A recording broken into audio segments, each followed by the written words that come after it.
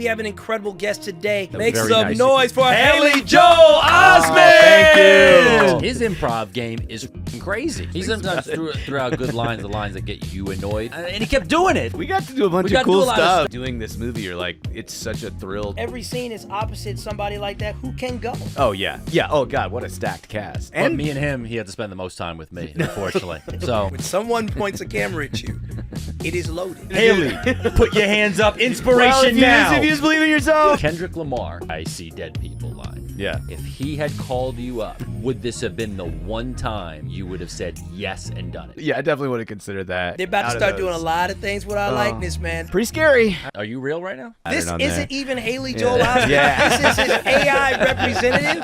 And Hey everyone, I'm Chloe Kaminskis, aka Chloe Monster, along with your hosts Jaleel White and Joseph and this is Everybody Lurks. Hey, you are listening to Everybody Lurks with Jaleel White and my co-host Joseph Vesey. We have an incredible guest today. Joseph, tell me what we got.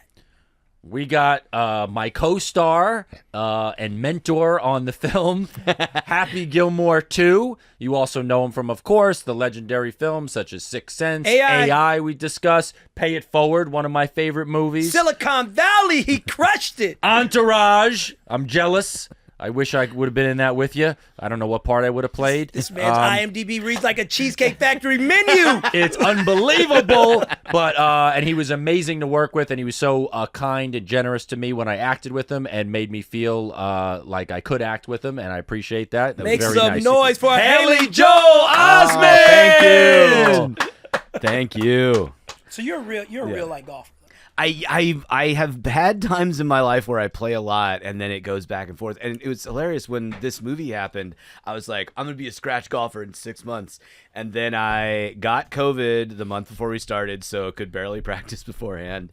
Then awesome shoot, but very tough hours because we were shooting so late in the year. So we were getting to set at like 3 o'clock in the morning to get as much daylight as we could. I had a specific moment that told me I wanted to chill with golf. Yeah. Oh, yeah. I had a specific moment because I started playing a lot of golf with Penny Hardaway at Islesworth. Oh, wow. And then I started playing at Sherwood. So the places where I started. Oh, that's what I was playing yesterday. Yeah. So Sherwood's incredible. Yeah, I love that course. Like, places where I started playing were these incredible courses that people dream of being on. And I was having a good time, but I'm really a 9 holes kind of guy. Yeah. And I was playing with guys that are 36 holes kind of guys.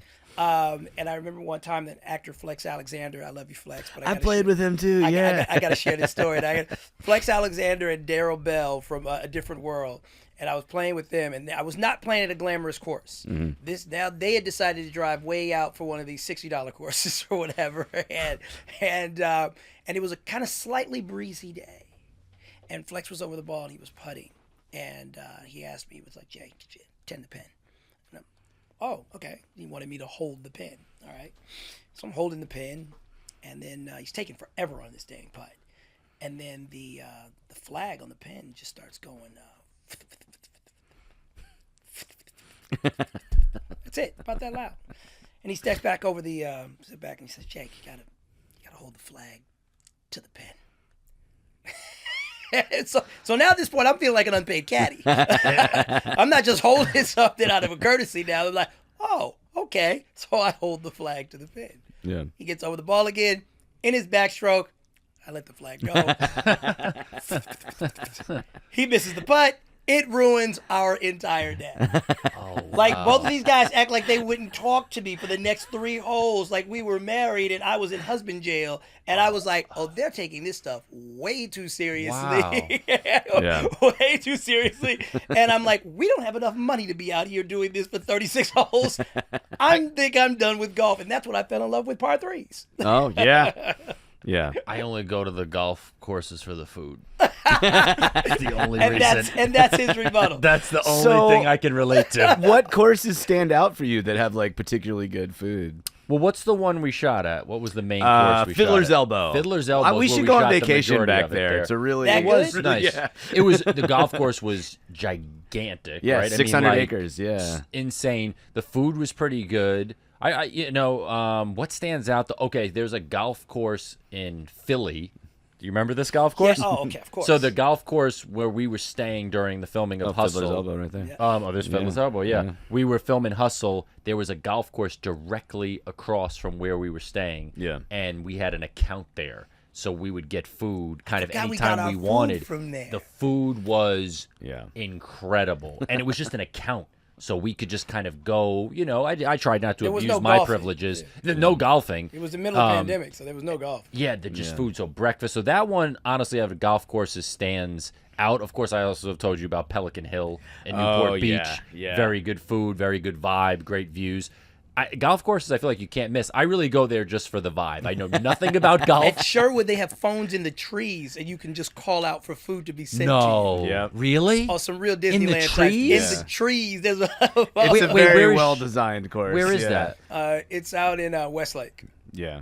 Oh, Even wow. the bathrooms, they hide from view. So you wouldn't know there's like a luxury bathroom out Yep. there on the course until you go around a corner. You're like, oh, they buried it inside this little... I just I got so spoiled. I would play there like every weekend Yeah. for a while with my executive producer and showrunner when I was about 18 years old. Yeah. And I really, really got into it a little bit, but I really did hit that point where I was just like, the guys that spend a lot of time doing this have a lot more money than me. Like, you had your wedding and you had your wedding at the. well, I had my wedding at the Riviera. At Riviera. So Oh, that's what I'm nice. saying. Golf Yeah. courses are always a good vibe. They're beautiful. I hate to be the hypochondriac of the group, but have you heard that supposedly people who live near golf courses, they're saying, is very unhealthy? The chemicals are probably not great. Yeah. Yeah, Really? That's such a shame. Like, because I'm like, I know they use chemicals, Men's but I'm health like, article is this that you I don't know. I just someone told me about it and it freaked me out. And I was like, God, not another thing. I love Yeah. golf courses. Fertilizer and all that It's stuff. a lot, right? 'Cause- And and like when you look at stuff for like land use ethics and everything, you're like, it's not a... Oh, golf courses are like 12% of the area of the United States. Like they take up a crazy percentage of, maybe I'm exaggerating that number, but like there's so many golf courses in the United States. And you're like, yeah, it's probably good to maybe more mixed use for the land, but I do love a beautifully designed golf course. I could It's talk about something, them all day, and I have no golf skills, can't hit the ball, and I love them. What about the one in Lake Tahoe that Steph Curry does his one at every Oh, year? Yeah. There's what's that the, what's one. the name of I've it? been though? there. Remember, I never played that That's a tournament. famous yeah. one though. Yeah, it's Yeah. at a resort, Yeah. right? It's right near the resort. I think the Edge Resort or something Edgewood. like Yeah, Edgewood. Edge, Yes. Bingo. yeah. Good. Come And on. great cafe, great coffee. See, that's all I can tell you. This is all I can offer in the golf conversation. I would love to caddy with you for you guys and Yeah. get you food. If that, I'll do it for nothing if I can have the food. The thing that I don't like about celebrity golf tournaments and why I don't do them is just the first tee where the celebrity steps up and you just hit your first shot. Yeah. I hate it. I hate that moment. Are you good at that moment? I got my first one out of the way when I was like 11, and it went almost as badly as it possibly could go. And it was like filmed for a TV spot Exactly. too.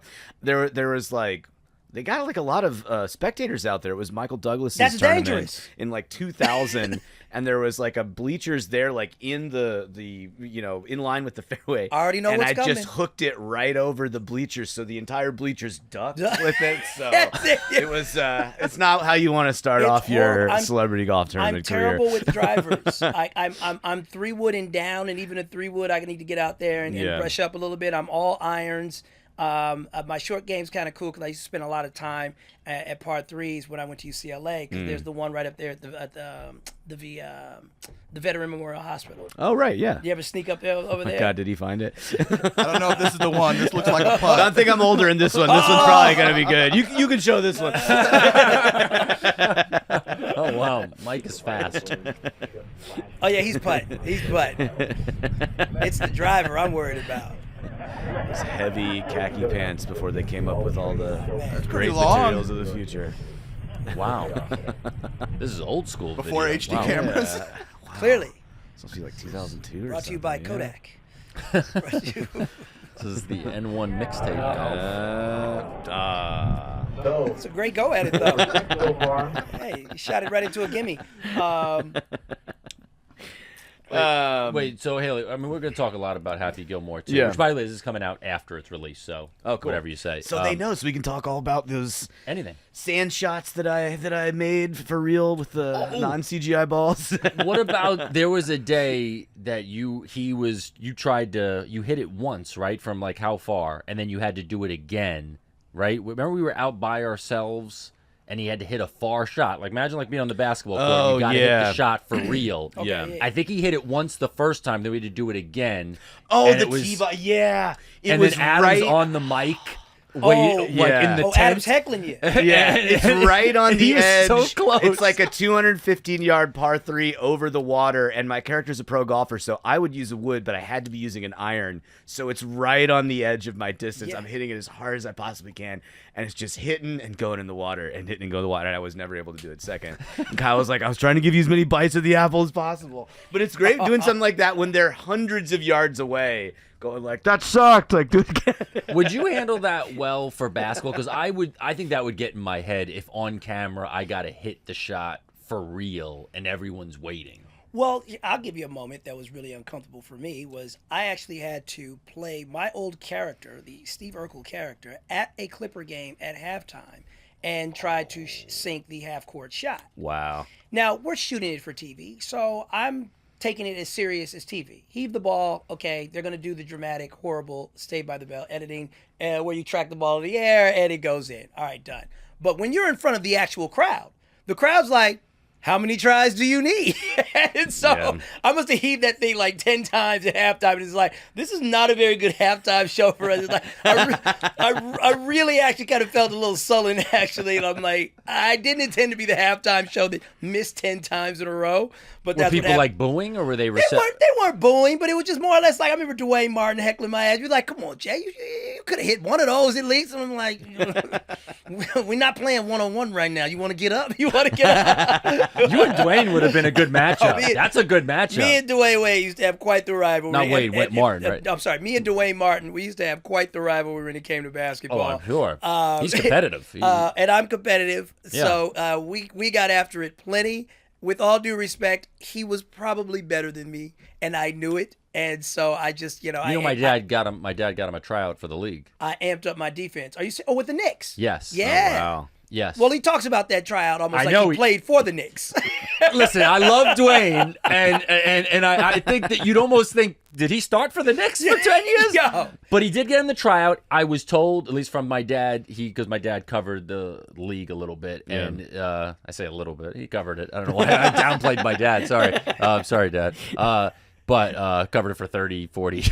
Oh, wow. But he got in the tryout, and he said he did well, but, unfortunately, got cut. But, a lot of those, Yeah. it's a different level. It's another thing. Pro everything. Golf, basketball, even what we do.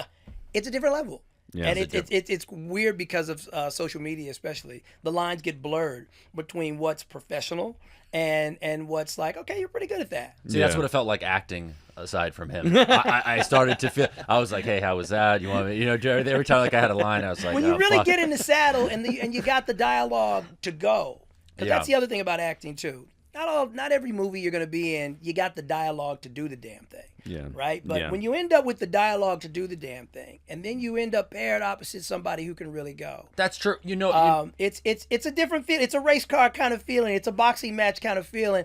I miss that feeling. I don't know if it's really coming back that often, to be quite honest. What do you think? Yeah. It's a scary time for the industry. Yeah. Yeah. This just with you go on some lots these days and it kind of seems like a ghost town. You really wonder about what the future of everything is going to be like. That's why doing this movie, you're like, it's such a thrill to be on something that is a big budget cultural event that people have so many fun. And I have to imagine every scene is opposite somebody like that who can go. Oh yeah. Oh god, what a stacked cast too. Yes. Yeah. But And me and him, he had to spend the most time with me, unfortunately. So we got to do a bunch we got of cool to do a lot stuff. of stuff. Yeah. But you know We were a why it good was pair. more intimidating acting against you? Because we didn't have what you just said, a bunch of back and forth lines written. Yeah. So now it's like, sometimes when to come in, when to do it, especially for someone like me. And then acting against it. You know what I mean? Like, you're like, you don't want to waste time. You don't want to just, if it's like scripted, then it's like, okay, I could at least prepare. Mm-hmm. And his improv game is fucking crazy. I would imagine it's nice. It's insane. You were throwing more improv than I feel like than most. And Oh, you would just that's like awesome. throw it. Have you always been that way, or did that develop? It's over happened time? through osmosis because, like, I've never considered myself an improviser because, like, that's such a distinct thing. But I've got to work with a lot of great improvisers, and in the past 10, 15 years since improv has become so huge, and like I worked on a movie with Matt Walsh like 15 years ago, and like seeing how he does things, and then for this series called The Spoils of Babylon, which was like Will Ferrell, Kristen Wiig, big stacked cast. Got to see a little bit more of that improvisation up close, and that made a big impact on me. Who's the best actor that you've ever acted opposite for improvisation? Like, they threw out stuff that wasn't on the script, and it's like, oh, this guy's giving me That's shots I didn't really see coming. hard. Being on Silicon Valley, like that cast was really Yes. stacked for improvisational skills. Yes. Yeah. Who was the best on that cast? That one, I mean, like Zach Woods is incredible. I mean, Thomas, they were all real. I mean, that's why it was such a good cast. They were all so talented, and you have like stand-up comedians and like dedicated. You so improvisers. freaking good in that show, man. It's great. I remember I was so proud of you seeing you in that show, man.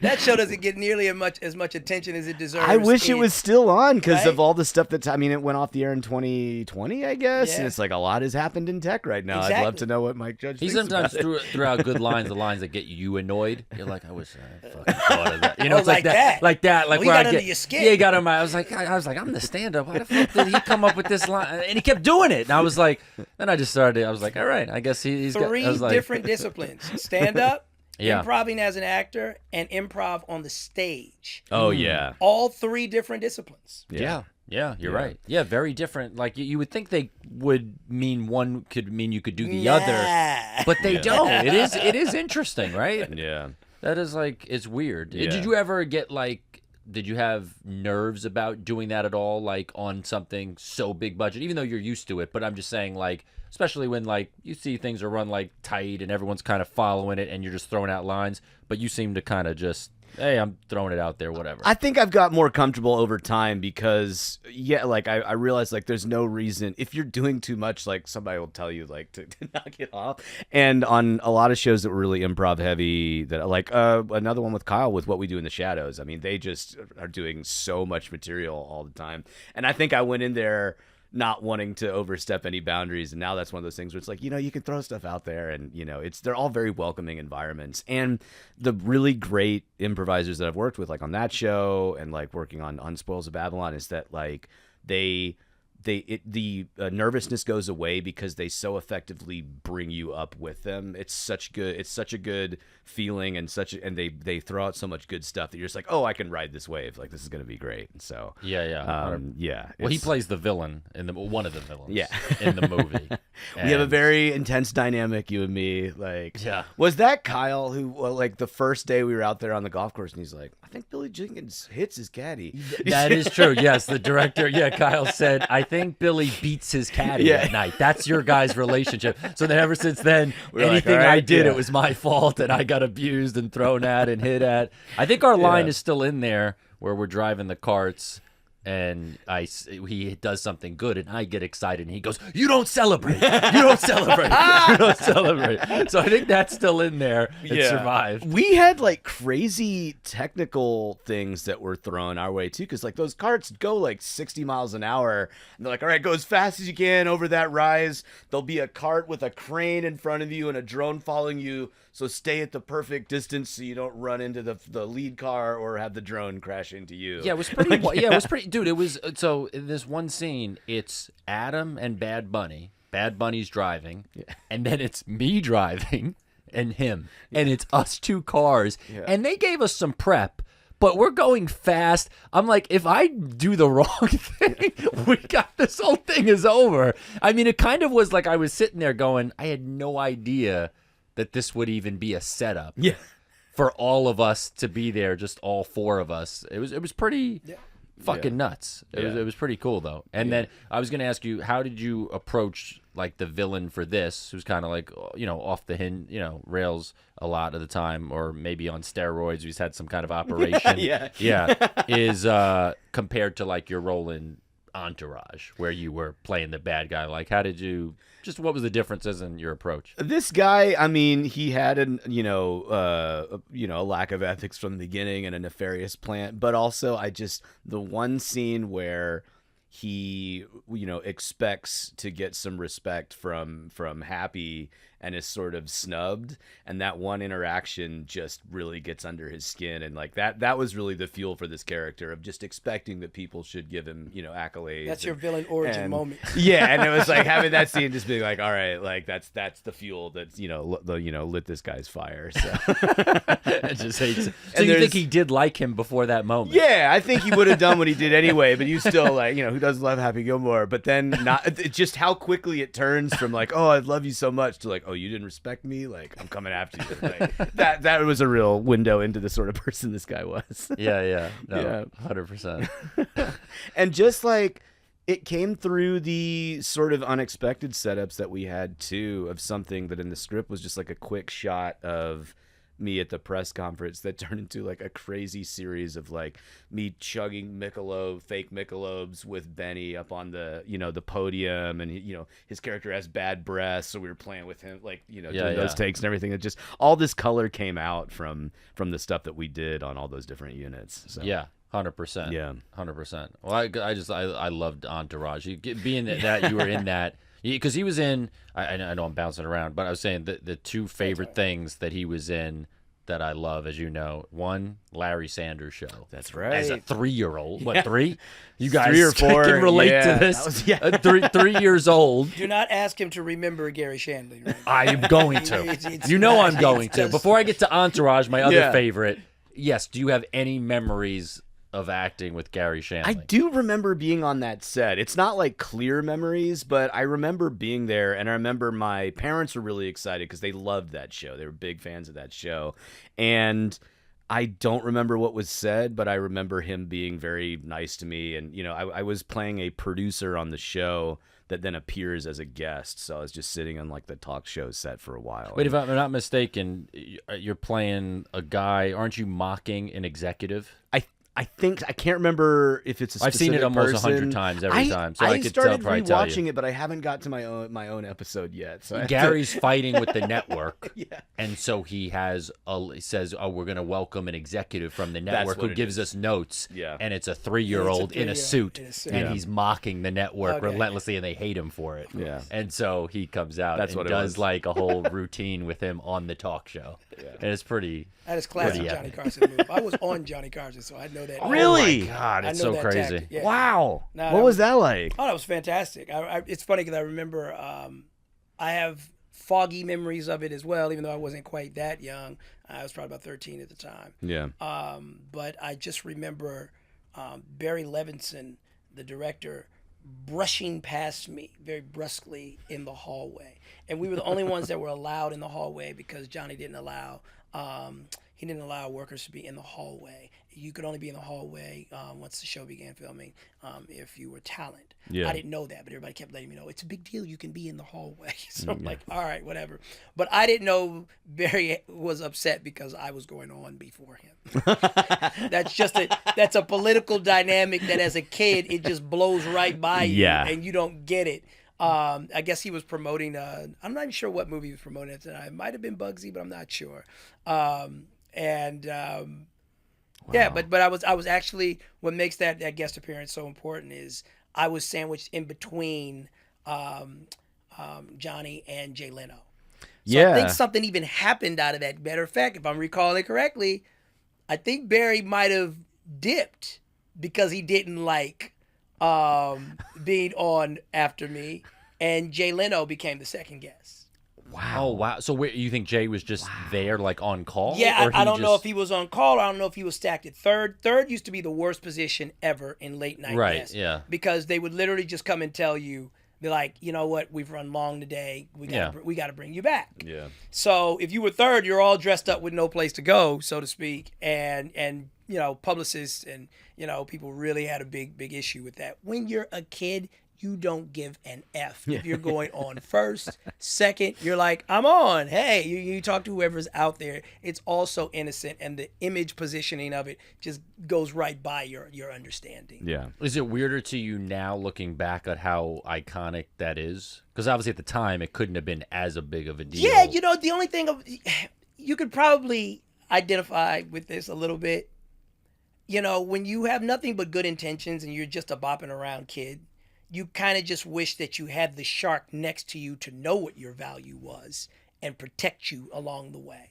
That's the dream if you're a young performer in any way, shape, or form. You know, I don't even care what anybody says. This is kind of a tangent, but it was like Scooter protected, you know, Bieber a lot.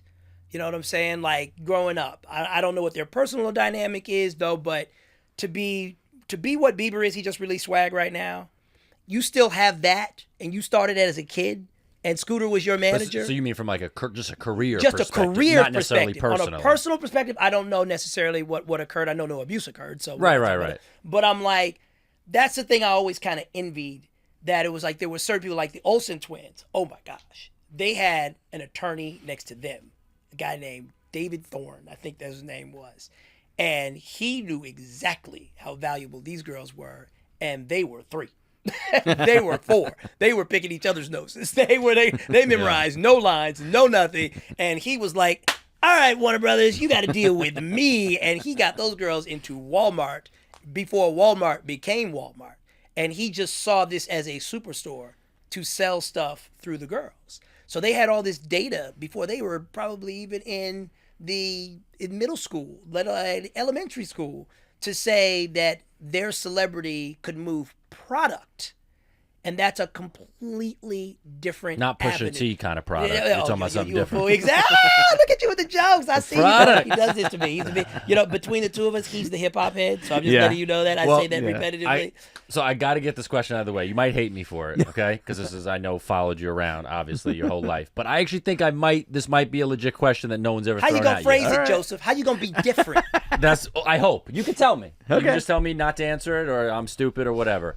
But I'm gonna grade this question, by the way. Okay, on a you scale grade of it. 1 to 10, I'm gonna grade it. okay, that's fair. I'm taking a leap. I'm Sticking up for my man. You All know what I'm right, saying? all We're right. kindred spirits here. No, fair enough. It's 2 against 1. I get it. Okay, so when Kendrick Lamar did the Juneteenth concert, which was the first time performing Not Like Us, and he made, in my opinion, the misstep for many reasons that I won't get into, that he brings up Dr. Dre to introduce Not Like Us. Yeah. And he says the I see dead people line. Yeah. Now, the major misstep was if he had called you up and asked you to say that line at his Juneteenth concert for Not Like Us, would this have been the one time you would have said yes and done it? Strongest contender of any time I've been asked to say that since But would the it have been a movie. yes? It would have been yeah, I definitely would have considered that. Yeah. I don't think there's a world where he would have done that. Like, I don't belong on that stage. I but- disagree. That line, everyone knows where that line is from. I just want to Yeah. say one last thing. Yeah. If you had come out at that Juneteenth concert and said that line,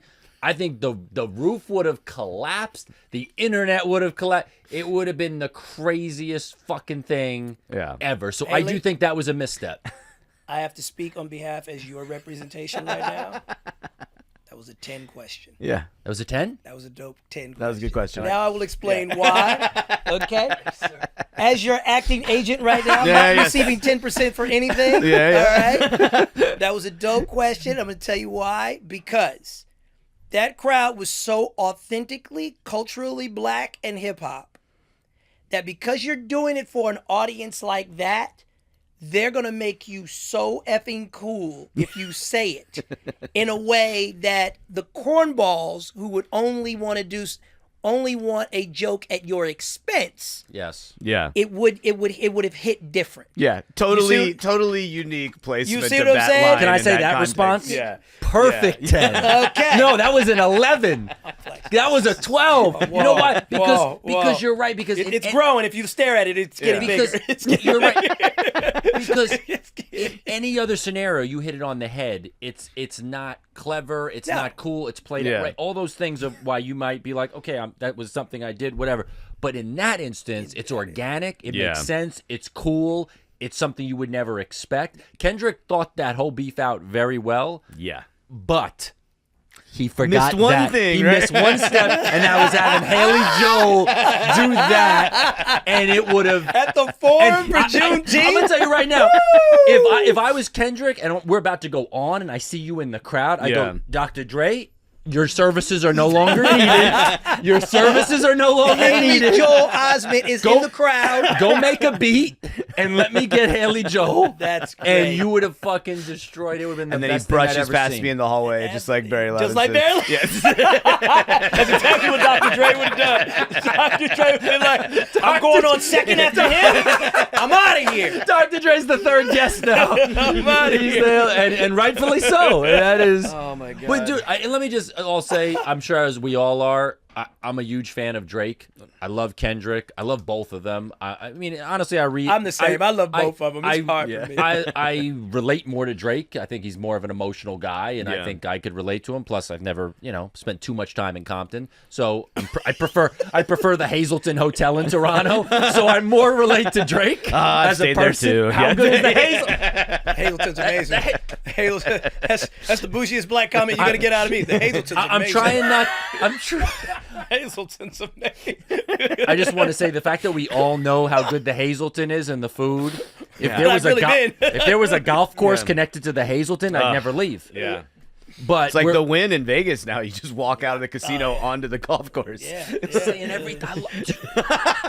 I'm sorry. I know knew a you're gonna- bromance jumped off while you guys were filming the movie, but I didn't yeah. know Okay. it was to this degree. yeah. Oh, Houston's, the Win, the You're a Houston's Hazelton. guy. These are our places. Dude, oh yeah, You're a Gulfstream guy. Oh yeah. Welcome to the club. Jaleel, his poor. We're going on so many things. I swear I'm going to bring it back. But his Yeah. poor house burned down in the fires in Pasadena, Yeah. and then I sent him a text like, "Hey, is the Houston still You did. there?" Yeah. I Oh, said, it's "Is arrived, I said, is And I was Houston's like, there?" I'm checking. I'm I was like, evacuating, but I'm yeah. gonna go by the Houston's. Just go by the Yeah. Houston's, make sure the koi fish are there and the veggie burgers And are that there. Houston's is packed. They don't even care if you're famous. You will wait. Oh yeah, that is. It's hard to You get will in. wait. Yeah. And it's kind of a weird thing where it's kind of like, it's been 30 minutes already. I say, it's Houston's. Not baby. for You you. can't even... Not for Yeah. you though. No, I've waited at that Houston's. That Houston's. Okay. But I was just going to ask you the last question on that to bring it back, but I got excited when you said the Win. And just so you know, I go walk through the other side of the casino in the ballroom to work just to look at the golf course. I'm by myself That's in cool. like those It's a great place to work. hallways. Yeah. No one's around. I'm not going to play golf. I just have my computer just to look at the course. Yeah. Can't play a lick. I was there for a bachelor party last summer, and it was 117 degrees. But I really wanted to play golf. I love that. You did it? And there was open tea time, so my flight was in the morning. Like bachelor party stuff wasn't until that night, and so I got in before everybody else. And I was watching the temperature climb up. And I just went out to the pro shop, and I was like, it was like 10 a.m. at that point. I was like, can we go out now? It's like, yeah. Went out with a very cool caddy. We were the only two people on the course, played in like an hour and a half, and I birdied on whatever green is right in front of all those windows, but they're all mirrored, so I sunk the putt, and I was like, I hope somebody saw that. It could have been me. I hope it was you, foreshadowing for the movie. But Just yeah. real quick, just so we get a plug in, what's your favorite restaurant at the Win? Oh, wow. My favorite restaurant at the Win. Well, I love the Delilahs because I have a personal relationship with those guys. So they just take such great care You of can me. get me in that, right? And I was there. I don't know. I was I was there for the opening night, and Justin performed that night. And he did Peaches, and Peaches was like the hottest song there was that summer. And so I just got really, really good memories there. I'm gonna say Delilah's. Wow. You have one? I've only stayed there that one time, and Oh. we ate somewhere else for that trip. We went to the Momofuku. Okay. Where What is the Chinese restaurant that's on more towards the It's- Encore side? No, well, the Chinese one. You're right. There's two. There's one right there by the Wynn Tower Bar. There's and one by Delilah's, I think. Yes, that's called Wing Chang or Right, something like but, that. But it's another one on the other side. Yeah. On Encore? That it's closer to the Encore side, and that's my joint. I almost want to text Randall Cunningham right now because I turned him on to I don't it, know and what now I've he's never seen addicted. that. How could I have never seen that? What's it? I gotta I'd have come to. up with All it. right, I'll look it you have to up. look it up.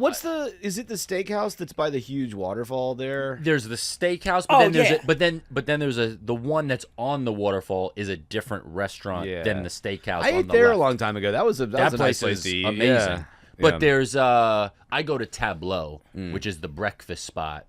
And Yeah. it's kind of by where the suites are, like the tower suites. Yeah. And the tempeh bacon, it's Jaleel. Yeah. It's religious. It's a religious experience. His obsession with everything Gulfstream in Houston's and the Wynn specifically in Vegas. Yeah. Very unique. Never met anybody with obsessions like that. Obsessions. Yeah. And my new obsession is the Fountain Blue. Very good. Oh, I'm big on the Fontainebleau. Is that in Vegas? The blue. That's It's my spot. it's a year old. It's Oh, right wow. near the Wynn. Yeah. Good, right? Shout Dude, out to my gal Dan Marino's daughter who takes care of me up there, dog. what's going on? Where is my hookups? I'm telling you, I got. I don't even want to say her name. I don't want to put her out there like that. If you know her, you know her. You know what I'm saying? I need to get at Oh, least. what the fuck, Leah? Thank you, man. You hook it up, man. I'm gonna check I this need out. to get at least 2 free nights. No, Yeah, come on. that food court is the shiznit, and I think Komodo sushi, unbelievable. and Just so you know. Fontainebleau has the best gym. Yes, they in do. any hotel in Vegas. This gym is incredible. And they got a coffee shop Yeah. right there, Yeah, like right a there. nice Wow. little boutique coffee shop Yeah. with good coffee. Yeah, that's key. God, Yeah. this is all I want to do. I just want to make $10 million and just do that. It's That's so- all I want to You know, do. You could do hotel reviews. That could be something that you do. Can I make $10 million off that? No. No. I always tell them, I'm like, I just need $10 million so I can just eat at restaurants, go to hotels, and say my real opinions. That's the life. That's Yeah. all I want. Yeah. Wouldn't you love to say your real opinion? Who wouldn't? Yeah.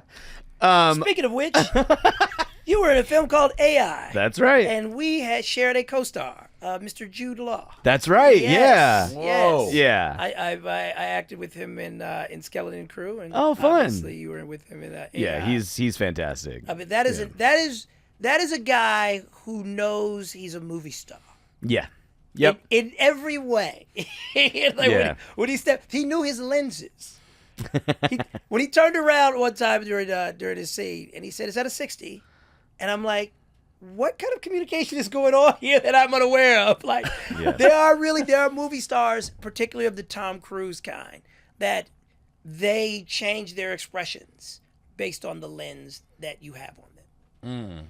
And that's a technical level of performance that I was like, oh, that's what we're doing. Yeah. Just deep knowledge of all those Yeah. things. Like, Deep knowledge. We need movie stars like that. It's Yeah. good. Well, It's good for- Cruise, you said Tom, because I've heard Tom Cruise Tom like. knows lens sizes back. But I heard like he comes in. Someone said that they worked on that set, and he like comes in. The guy has it all set up, the director and everything, and he comes in a good mood, good energy, and he's like, "That's great. I really like that. But here's what we're gonna do. Here's what we're gonna do. So light me from the back. That's gonna look good." He just starts mapping the whole shit out, and it's like, okay. Nah, he's like 3 parts actor and 7 parts cinematographer. Yeah. Yeah. But it's kind of funny him being an AI then, and now where we are now, right? Yeah. Yeah. Is Oh fun. yeah, the AI. Hearing surreal. AI used to bring fond memories for me, not a sense of foreboding when somebody says AI, or when I've just bought a TV and it's like AI. You're like, how? Like, where? What's the AI in this? Irony. Like, How do you feel living the irony of having been a star in the movie AI and now seeing what AI is doing to society now? I think it's funny because that movie really holds up for me in what it said about the future, the potential future, but it was very focused on like emotions and like an ethical responsibility to sentience, and like it's funny that the reality that we're living in is like large language models just like bludgeoning all of us with like algorithmic stuff. That it wasn't something with a face necessarily that could love. It's something that just scrapes all the output of human existence to parrot it back out in whatever context it needs. It's crazy seeing the ecological disaster that it's doing in these communities, where it's like sucking up all the water from all these the communities where they build those buildings. It's releasing weird toxic byproducts. Really? Yeah, this was a case in Tennessee recently where Elon put a big AI center. So it's pretty frightening, and doubtless there's a lot of potential for it, but the risks seem to be a little bit more scary right now, especially because it's like building weapons that are independent to drones to fly around and chase all of us. I don't know. I hope this isn't too much of a tangent. And if it is, then we just pivot. But I feel like you're Gen X, right? No, I'm Are you- older millennial. Are you? I'm 88. Okay, yeah. you're 80. Okay, Yeah. okay. So I'm Gen X. Yeah. I just feel like, at least my generation, we're the last generation that were taught to operate as human beings from an idealistic or ethical standpoint. Like, hey, that's not right. Yeah. Don't do that because that's not right. And this new generation is being shown the reality of what boomers were up to. Get this money. Yeah.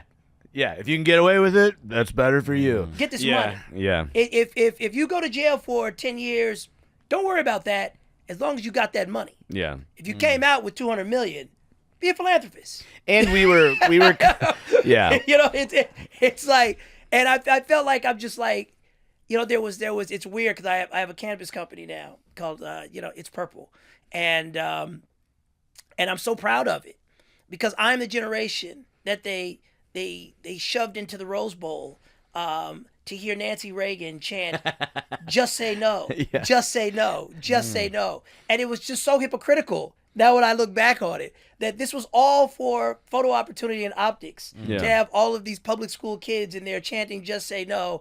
It didn't really mean that mushrooms and microdosing and cannabis were harmful to us. Okay, now crack. Okay, that's a different conversation. That's a different conversation. Little different. But you get what I'm saying, where Yeah. it was like, it was a more nuanced education we deserved, and we didn't get it. No, we were also like the last generation that came of age with everybody kind of anticipating that the future was going to keep getting better. Yes. And now it seems like that's not Yes. really going to happen. Yes. Which intensifies the thing of like, you better get what you can right now and like look after yourself because like who knows what's going to happen. So just to be clear, so you're saying you feel like this generation is more about just The bag. a bag, but the weird part isn't this also the most or quote unquote the most sensitive generation? I don't really think it's the most sensitive generation, to be quite honest. I believe that people have always been this way. It's just that everybody has a microphone and a keypad to potentially be heard now.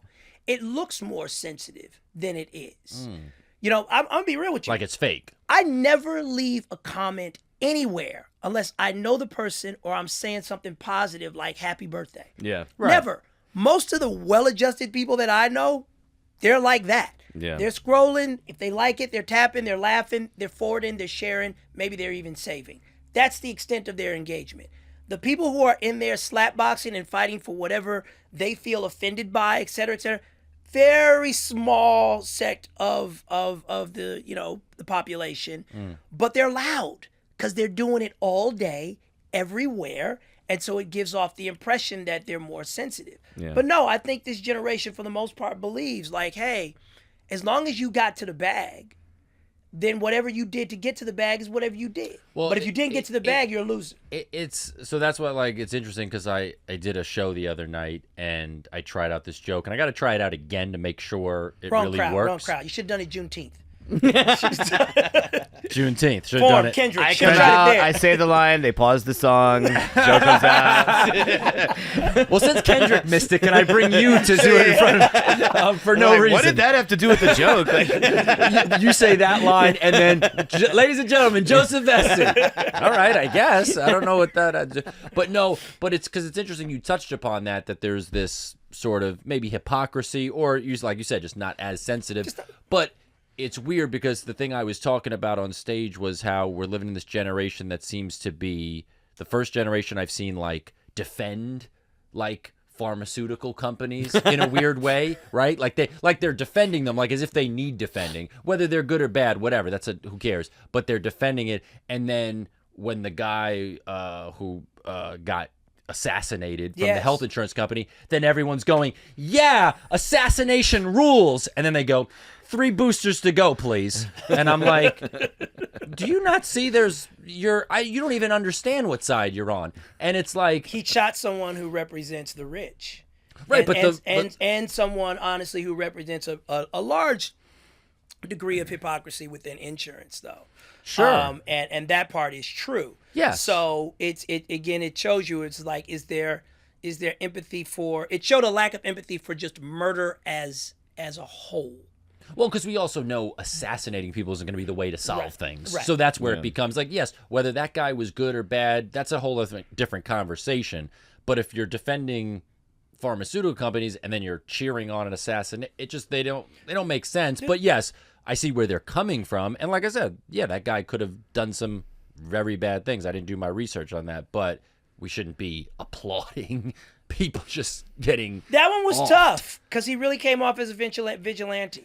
It really did. It showed like a total, like across all demographics and all political beliefs, that everybody had an awful experience with the healthcare industry. Because there were all those op-eds saying that of like, we should, like, this is bad. Like, yes, murder is bad. But the entire country seem to have the same callous response to that. Yeah. It's like that reveals a lot of things, but number one is that everybody knows they've been fucked over by the health insurance company. I definitely agree with that. Yeah. 100%. No, I mean, look, Well said. yeah, I completely agree with that. Yeah. It was a kind of a shocking moment. Yeah, and it showed a little window in the future too. I think there is more callousness towards those sort of things. Yeah, because, and I guess that's me. I'm a little bit, when it comes to death stuff, I'm just not that person to, no matter who you are. He's not into death. He told me that. Yeah. We were I am sitting out in the against golf death. I'll course. get a T-shirt. Yeah, I mean, but I'm he more turned against his the mic off so that they couldn't hear him in interests Video you. Village. He's like, I want to tell you something. I'm against death. Actually, I had one of my best friends in college. We were just out at dinner,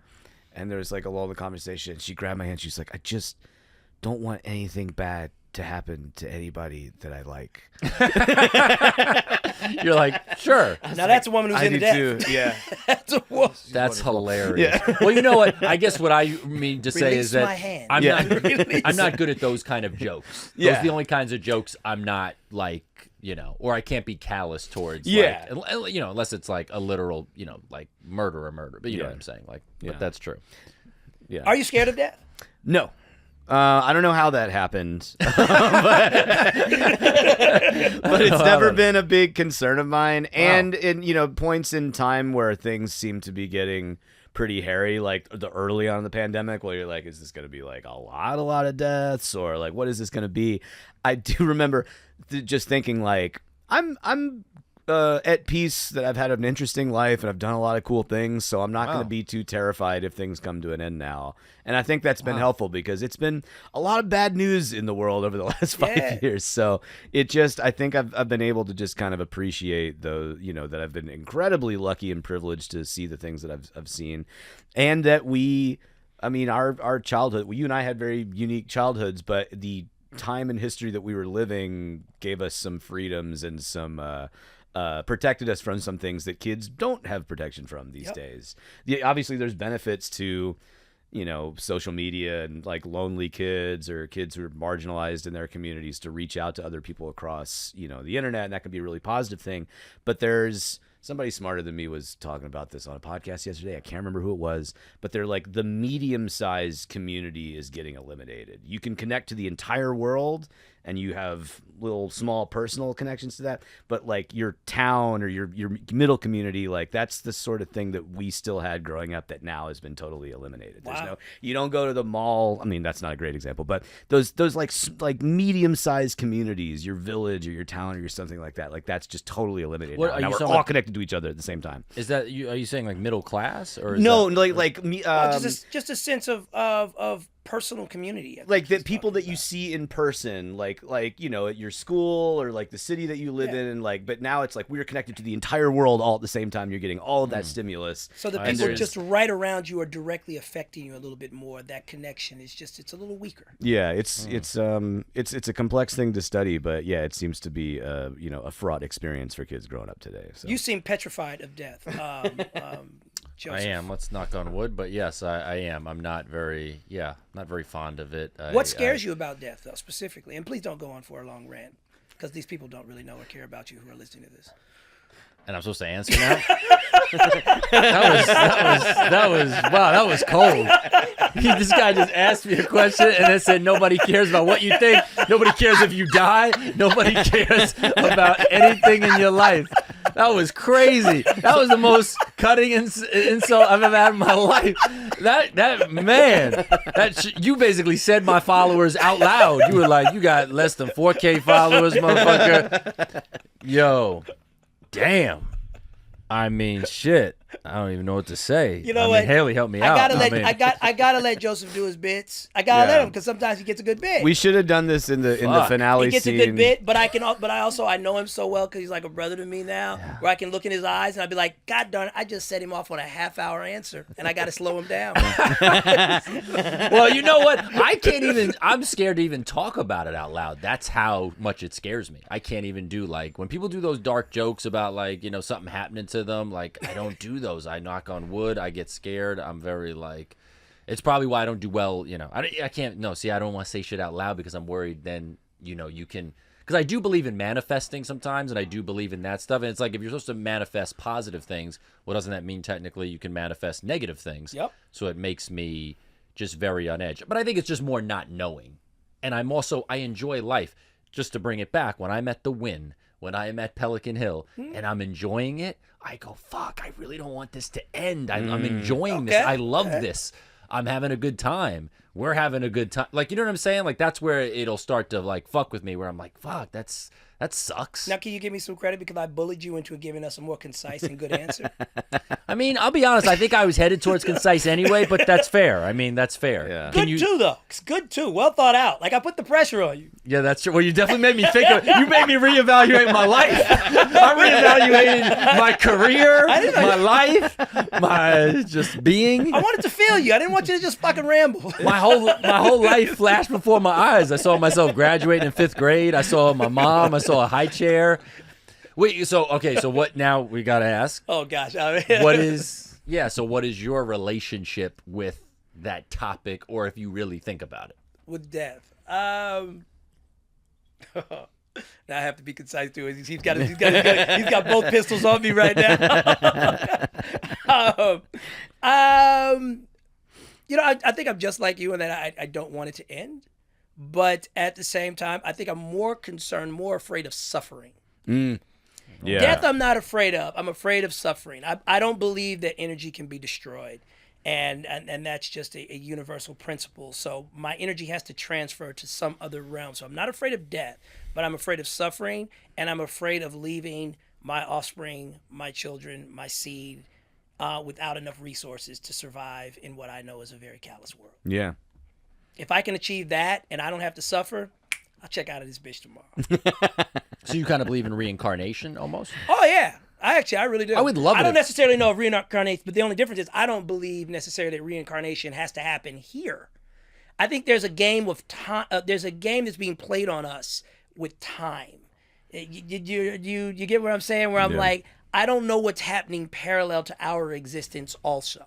We see time very linear. It's 12 o'clock. It's midnight. It's a week from now. I don't think the universe sees time that way. And we're going to get into a real serious education about time when our time is up here on this earth. I don't really even believe this, but I've had so many weird, sometimes deja vu moments that I swear I'm like, is this shit going in a loop? Yeah, bro. Because I do something. And by the way, if it is, I'm going to be very mad at myself for beating myself up. I'm like, oh, I had another shot at this? You had to do Oh, it. damn, why did I wouldn't have cared about shit. That's the way I feel about life lessons, at least, especially in the business. Like, have you ever had a moment, Haley, in this business where something happened to you on a set or in a production or whatever, and you're like, that was really crappy. I hate that happened to me. Or it just even in a business arrangement. And then like years later, the same thing is happening to you or attempting to happen to you again, but differently. And you're catching it this time. And you're going, oh no, not the same trick, but in different form. You're not getting me again. I really feel like that's happened to me in my career a ton. Yeah. Where I'm like, this is all just a do-over. Yeah. And if I don't learn the lesson, I get stuck on the loop. If I learn the lesson, I get to advance at the next stage of the game. Yeah. Yeah, I've been pretty lucky. I can't say that I've been taken advantage of too many times I can remember, but just with it's such a complicated and shifting landscape when you're out there working in that industry that that deja vu feeling of certain things where I know I could have made a better decision is a great thing to hook onto. And it does seem like that kind of karmic advancement of like, yeah, once you learn that lesson, then you can move on to the other thing. And then the stuff that maybe was a hang up or that bothered you when you were younger, like just doesn't bother you so much. For me, like I used to be a lot more paranoid about getting recognized in public. And I think that has changed just because, like, you know, everybody has a camera to take photos of everybody in public now, but in a way that almost took the pressure off it. Like, really? there's no specialness to that anymore. I thought it put more pressure on us. It's that weird. People have cameras now like that. Because now we get fewer. Like paparazzi popping out of the bushes is less common than it was 15 years ago, I think. We get more people now that will take what I like to call a consolation picture now because it's convenient, as opposed to an admiration picture. Because people would say back in the 90s, where I got to go to my car. I have a camera. Right. Like, would you please wait here? I promise I'll be back. And you almost felt some kind of way, even if you had to keep stepping. It was like, okay, how long is it going to take? Yeah. Because you knew this was coming from a place place of admiration. They had to get this film developed. They might put it in a frame. They might put it on their fridge, et cetera, et cetera. Yeah. Now, people have their phones out. It was like, damn, I was waiting for John Cena, but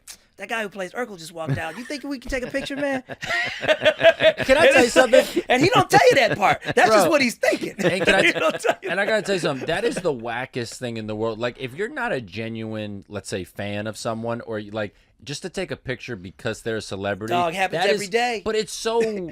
I've never done that in my life. Like, I remember being a kid. Like I said, I was blessed because my dad did cover the NBA, and I'd be around certain people. Yeah. When I was in 6th grade, and I remember where I was. I maybe even told you this once. And he turned around from the bar, and this was like height of his rush hour money talks. I saw Chris Tucker. I was like, I was in awe, right? He saw it right away, right? And I was like, because I was a genuine fan. I swear, the next moment, Brad Pitt walked by. I did not. Oh, I knew it was Brad Pitt. I go, okay.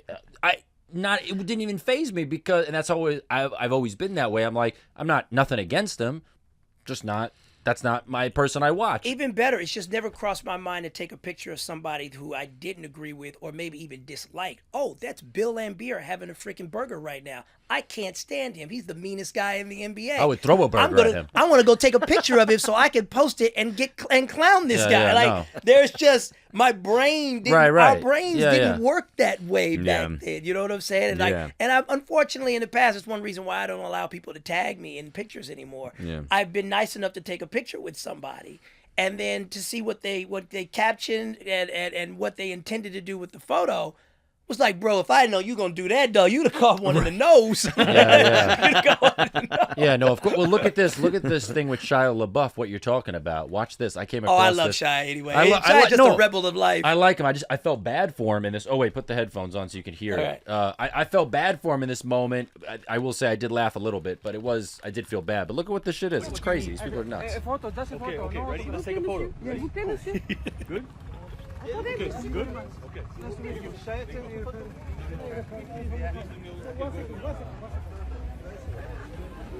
Yeah, dog. Everybody lurks. But it gets really like. There's someone in that crowd who doesn't know who he is, by the way, and just wants a picture to figure it out later. Yep. That's a big film festival That's thing so when people true. see people take a photo That's and they're so like, I true. gotta get Good it. They're like, point, who are you? Who are you? Yeah. But look, but they don't treat him like he's a person, and they don't even understand the energy that okay, he's not into it, so why do you want to keep doing this if he's not into it? I don't understand that part of people. Yeah, because it's not about.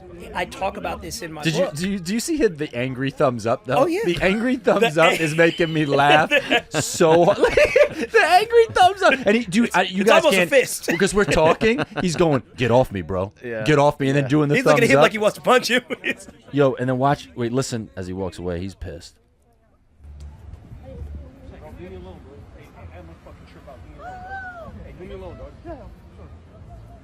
And here's what I will say.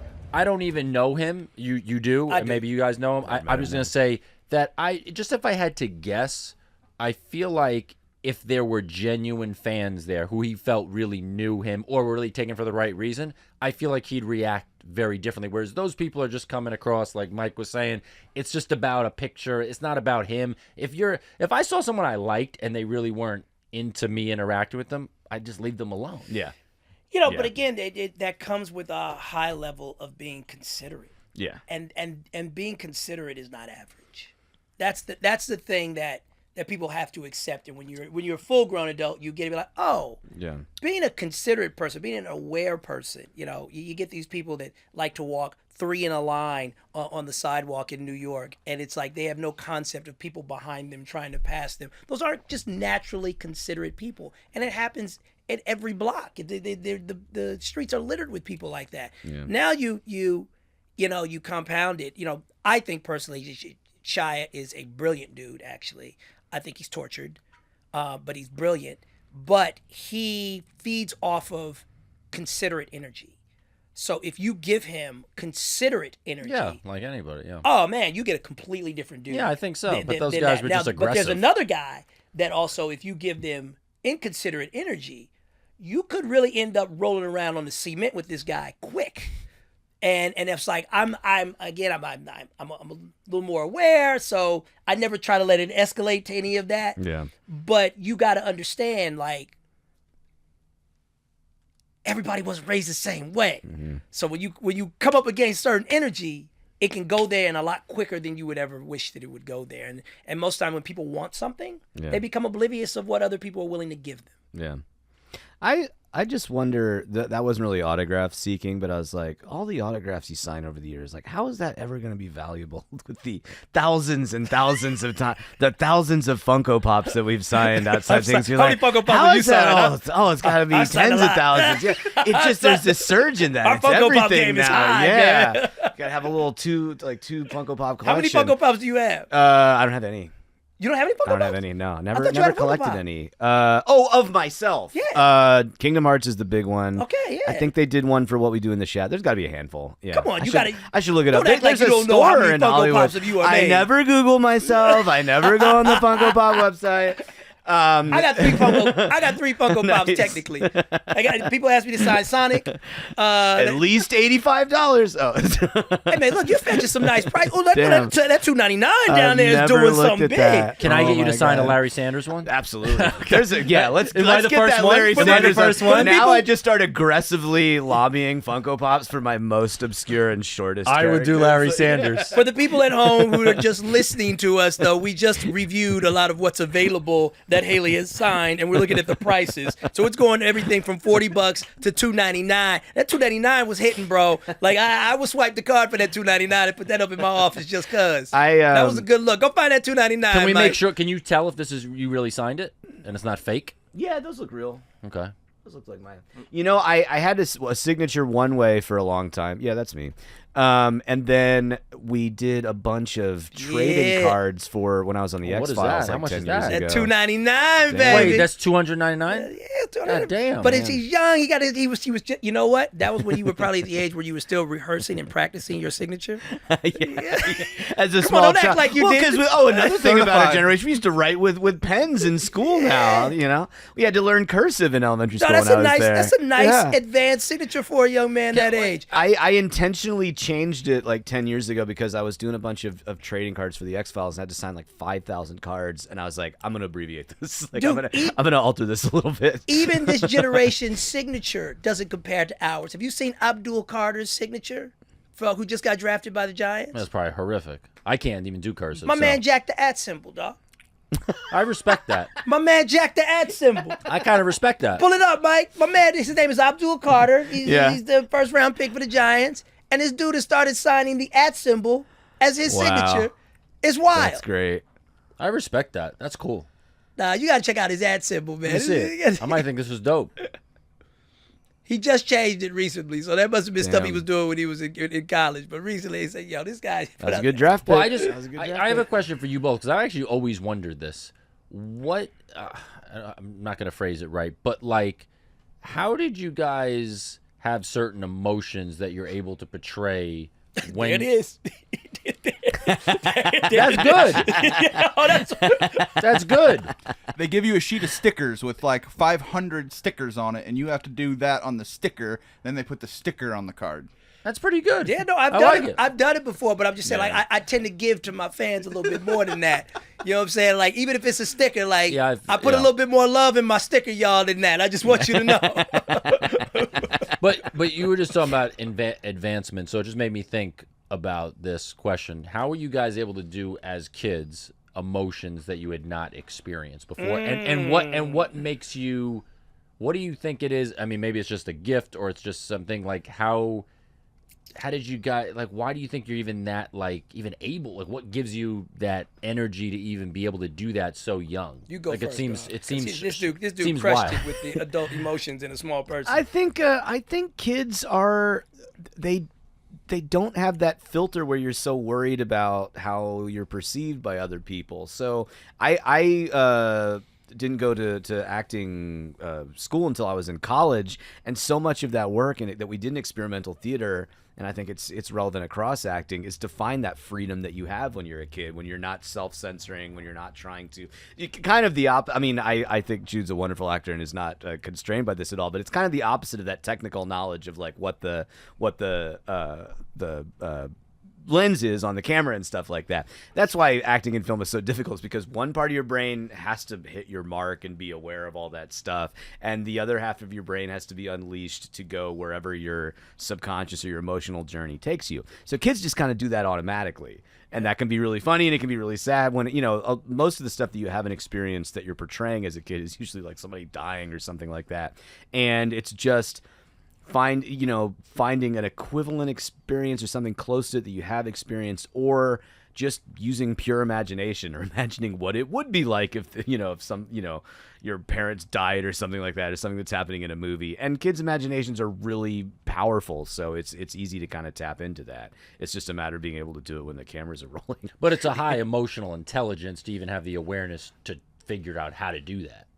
I suppose that's so. the crazy part, because all the things you described, for you to be able to do that at 5 years old or whatever, 10 years old, and go, oh, so to get to here, I got to do this and do that. It seems, I mean, yeah, obviously that's why most kids are not successful actors. I mean, there's a lot, but just for, it's great. I don't know, it kind of just blows my mind. I can't imagine doing something like that young. It's why it's like, for all the drawbacks of being in the industry, like being involved in doing plays or anything artistic as a kid, I think it is really healthy emotionally, because you get to kind of play around with these emotions before you're confronted with them in real life. And on a very extreme version of that, that's why like artistic programs in prisons and things like that are wonderful and life-changing for people in really tough situations, because it's a healthy experience to experiment with your emotions and with those experiences, and to process things through art. Like, it's always has great outcomes. I've always been envious of Mekhi Phifer's like a really good friend of mine, and like I've always been envious of the guys that grew up in darker urban areas, and they were able to bring that energy to their roles. That was probably the only thing that I couldn't necessarily identify with, like, Dead Presidents or Paid in Full, right? Like, when you're watching Cameron perform, he's giving an authentic, raw performance where he doesn't know the camera lens. He doesn't know any of that crap, right?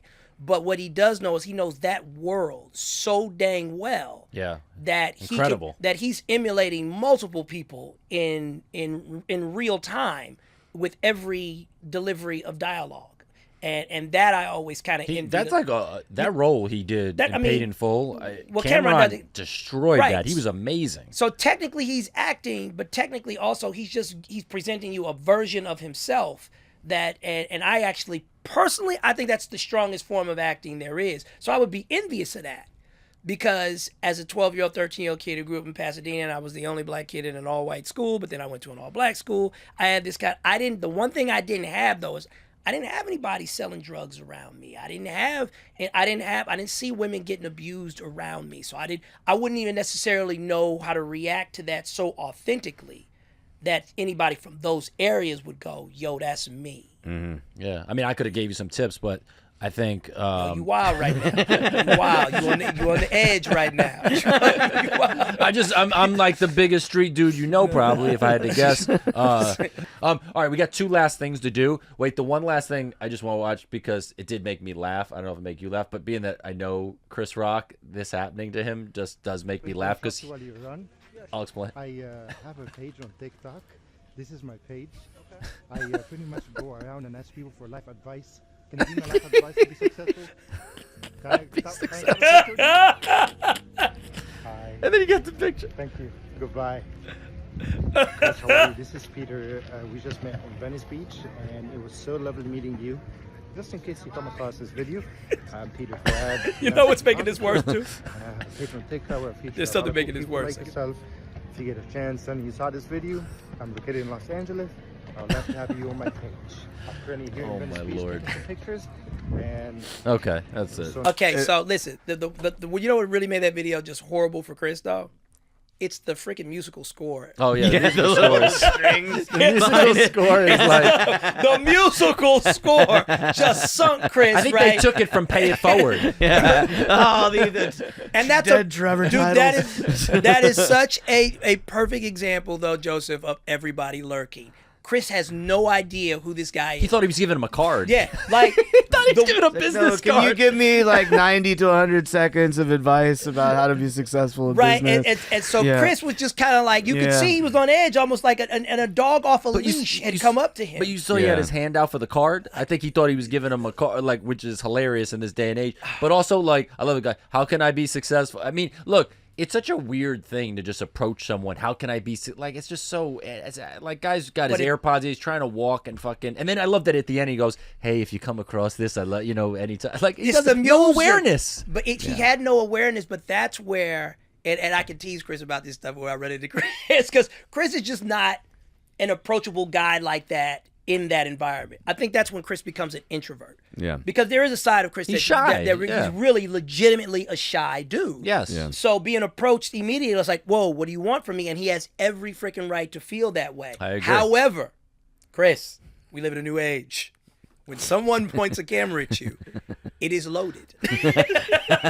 It's loaded with a story that you haven't seen yet and the world hasn't seen yet. And this man. guy has editing power. So when somebody sticks their camera at you, hey, I just want 90 seconds of inspiration. I love it's a threat too. It's a threat too. I just want 90 seconds of inspiration. Dude, it's like the new gun. I want 90 seconds of inspiration, Inspiration. or else I will edit this and you will look bad and you will be canceled. Just remember, that's the way he's going to be sounding when he's editing your video with your It's the image. new gun. Yeah. Yo, Yeah. my man. They're gonna Haley, put your hands up. Inspiration now. If you just believe in yourself, man. Tell me how you got to And- where and, you know, are. Make sure to like get 8 hours of sleep a night. Haley, do you still see dead? Oh no, but oh, it's Kobe. Hey, Tell me about your time on Carson. Tell me. saw his wallpaper. It's not funny because people get like scammed by it somehow. But it just cracks me up watching those terribly AI'd videos where it's like, "Hello, this is Paul McCartney. I'm giving away 7 iPads that we had a shipping error with." It's Carly XCX. I cannot sell these iPads, and I want you to. Where they just AI them doing some fucking scam on that. I Dude, get a it's- kick. They're about out to of start doing a those. lot of things with our likeness, man, that are going to be buck wild. They already can. I think it's just they know the risks of unleashing that to everybody. Well, the Like- realism isn't quite there yet. Yeah. Like, they've already fixed the fingers. Yeah. But and the words on and and they text. fixed Like, the yeah. fingers and the words, but Yeah. the absolute I can't tell realism, they say, is about a year out.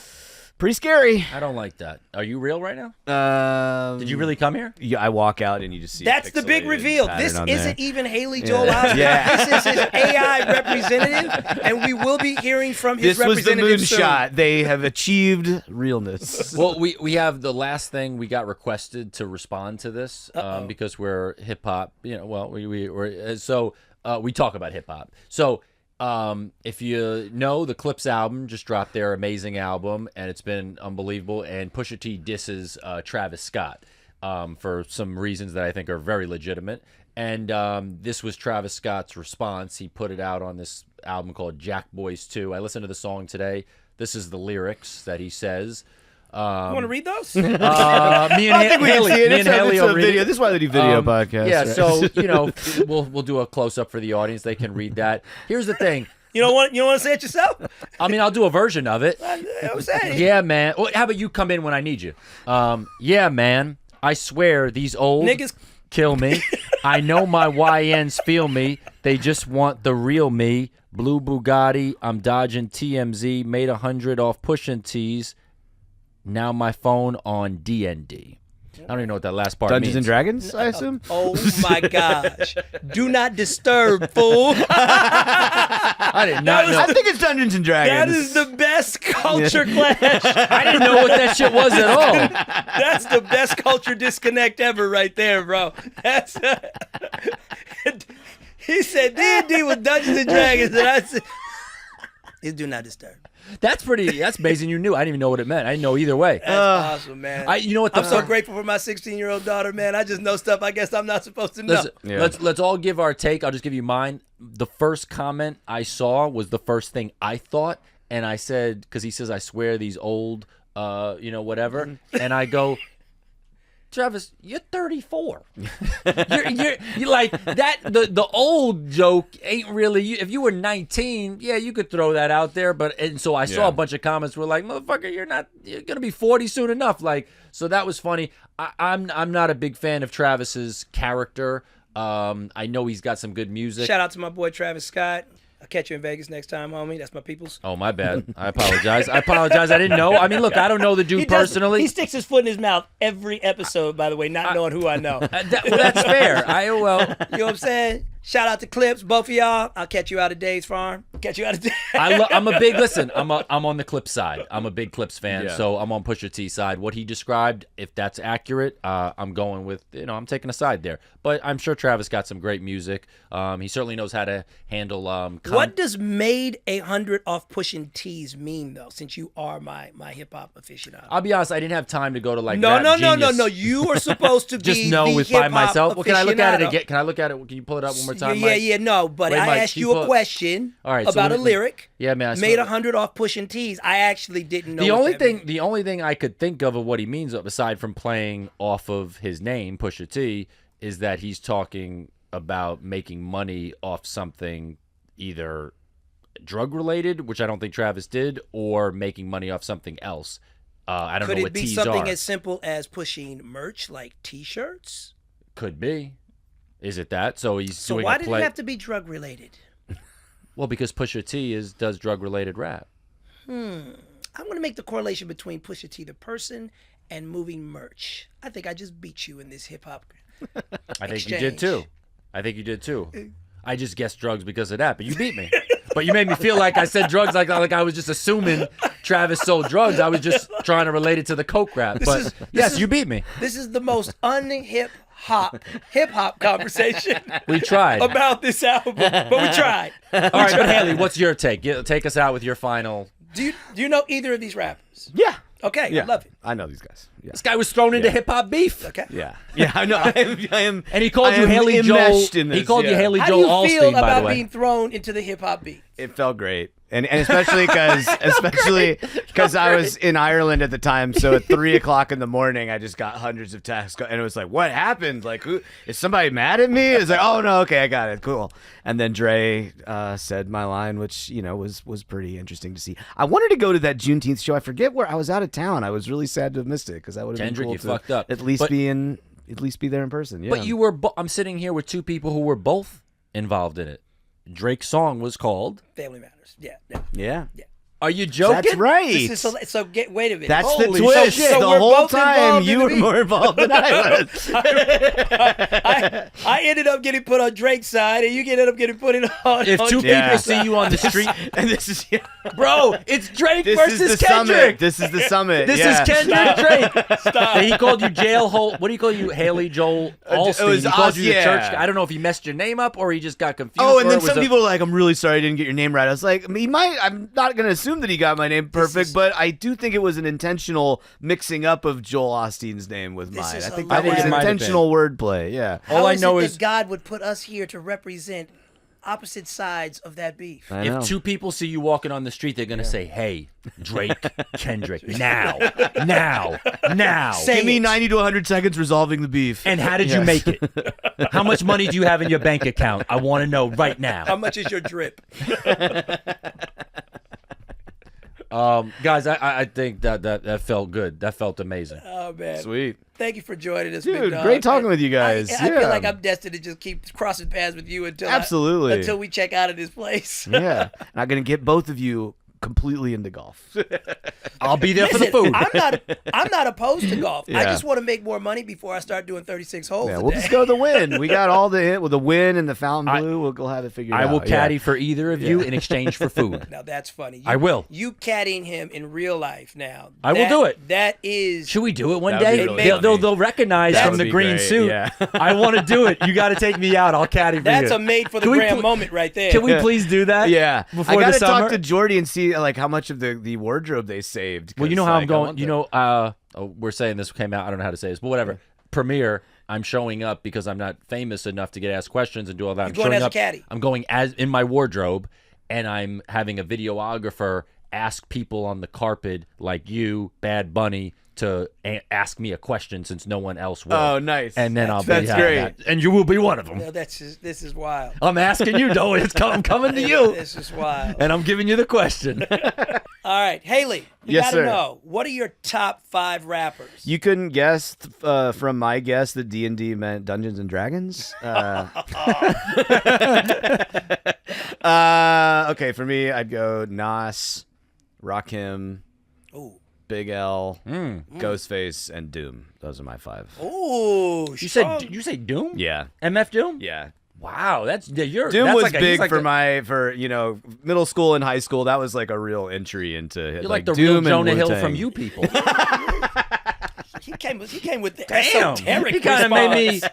Is he gonna come on for like hip hop segments now? We got to bring in Haley That Joel. would be fun. That's That'd be hilarious. fun. I forgot you're into hip hop. Dude, I got like there's been a lot of crazy stuff with the fire, but losing the record collection was really tough because I used to go to Fat Beats on 6th Avenue all the time when I lived in New York, and I was like, I'm sorry. I made that some sucks. list of that stuff, but it's gonna be a journey to get that stuff back. But I'm gonna do it. Well, and then since you This did is a really crappy question to ask it now, but what are your top 3 paper towel companies? Oh, Brawny Man, Brawny Man, Brawny Man. Got it. I'm sorry. I not had to- Bounty.